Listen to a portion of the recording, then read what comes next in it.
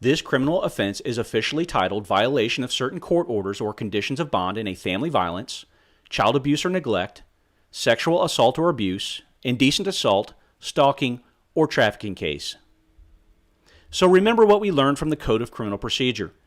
A protective order is very different from a restraining order. A restraining order is a civil order which is not criminally enforceable and may be issued for anyone or almost any action as part of a civil lawsuit. There is no criminal offense in the Penal Code for violating a restraining order. A protective order, on the other hand, is a civil order which is criminally enforceable. So is an emergency protection order. A violation of a protective order or emergency protection order requires a police response and imposes criminal penalties, including jail time, on someone like a family violence abuser if he takes an action which a judge has forbidden him to do. So once again, none of what we are talking about with this criminal offense applies in any way to a restraining order. Only protective orders and emergency protection orders, and there is one other way. In addition to violating a protective order or emergency protection order, a person can commit a criminal offense found in Chapter 25 of the Penal Code. A defendant can also violate conditions of bond in relation to a family violence, child abuse or neglect, sexual assault or abuse, stalking, or trafficking case. Note, there's 8 offenses depicted on conditions of bond which can serve as the original charge or arrest from which the bond originated. But because the title of the offense includes sexual assault or sexual abuse, there could potentially be many more depending on how you interpret the term abuse. Conditions of bond are sort of similar to protective orders and are another way to protect a victim while a criminal case is waiting to go to trial. This is how conditions of bond typically work. A defendant is arrested following a criminal offense such as family violence or stalking. Remember, that arrest and subsequent transport to jail is not part of the punishment. It is in order to secure the defendant's appearance at a court at a later date. The first time the defendant sees a judge, most likely within 24 to 48 hours after arrest, the judge will probably assign a bail amount. Bail is the security to ensure the defendant appears at court. The judge will also require a bond. The bond is the promise the defendant makes to return to court. This might be sort of confusing because, as we've previously mentioned elsewhere, the terms bail and bond are typically used interchangeably. The bond is like an agreement between the defendant and the judge. The defendant essentially says, I understand that in order to be out on bail while I wait for my case to proceed through the system, I have to promise to appear at court. In addition, the judge will mandate the defendant make other promises as a condition of him being able to remain out and not sit in jail waiting for his case to come up. These will generally be the same or similar conditions that might be found in a protective order, such as not to go to the victim's house, not to communicate with the victim, and not to commit another criminal offense against the victim. If the defendant does anything the judge tells him not to do, then he has not only violated the conditions of his bond, but he has also committed another criminal offense.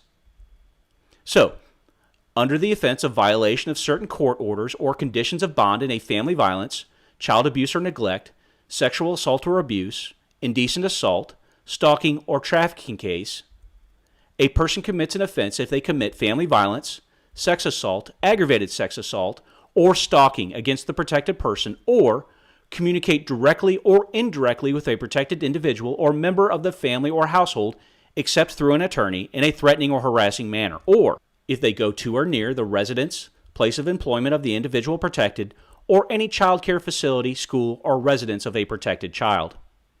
If they possess a firearm, harm, threaten, or interfere with a protected pet, or finally, tamper with the normal function of a GPS monitor required to be worn by an order. The Penal Code specifies that reconciliatory actions or agreements are moot, which means irrelevant. In other words, it does not matter if the victim agreed or allowed the conduct. A protective order is a judge's order, and no one can change it except the judge. So, for instance, let's say a peace officer does a traffic stop. He finds a man and a woman in a car. He determines the man was arrested for family violence against the same woman a few days ago and is out on bond. In other words, he made his bail and agreed with the judge he would return to court. The peace officer finds out from the dispatcher the man is violating the conditions of his bond by being in the car with the woman. Upon speaking with the man, the officer finds out the woman invited him to go for a drive to talk and work on their relationship. The woman tells the officer the same thing. Even though the victim in the case consented to the defendant being near her, the Penal Code states reconciliatory actions or agreements are moot. Since the man has violated his agreement with the judge, he has committed an additional criminal offense no matter what the actions of the victim were. It would be the same if it was a protective order instead of conditions of bond. A protective order is issued by a judge. No one, not the defendant, peace officer, or even the victim can change it.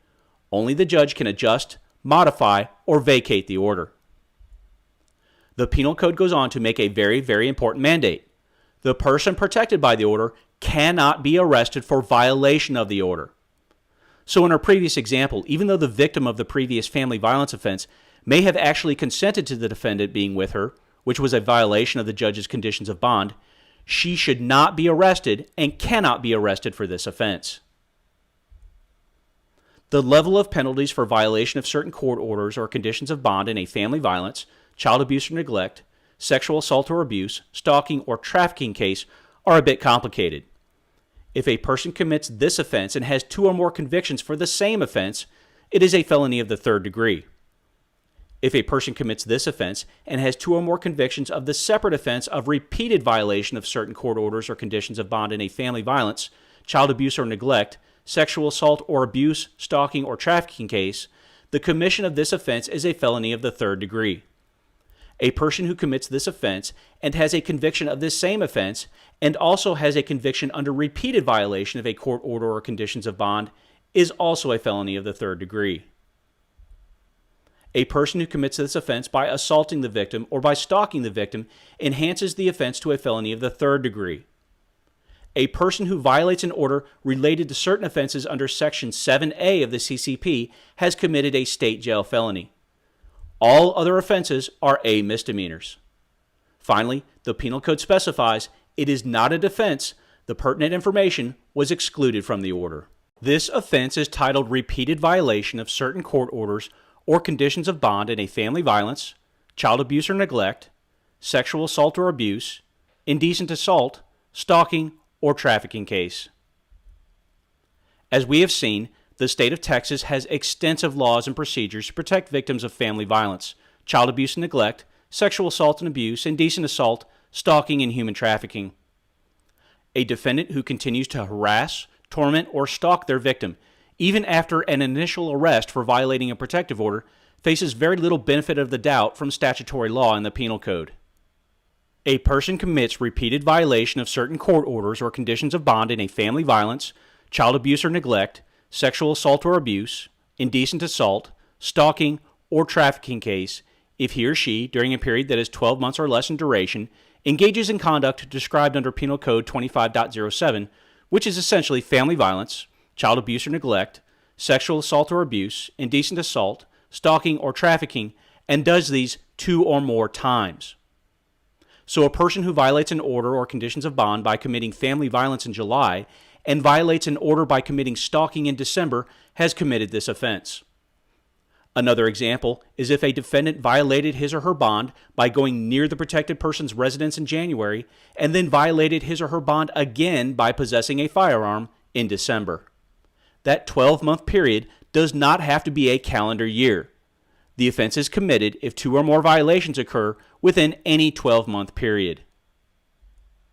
Take note, most statutes require an actor to be previously convicted before an offense can be enhanced for committing the same crime twice. This statute merely states, engages in conduct. In some jurisdictions, this may be interpreted to mean simply an arrest for this behavior, regardless of whether or not the defendant was convicted or the case was dismissed. All offenses under the statute are felonies of the 3rd degree.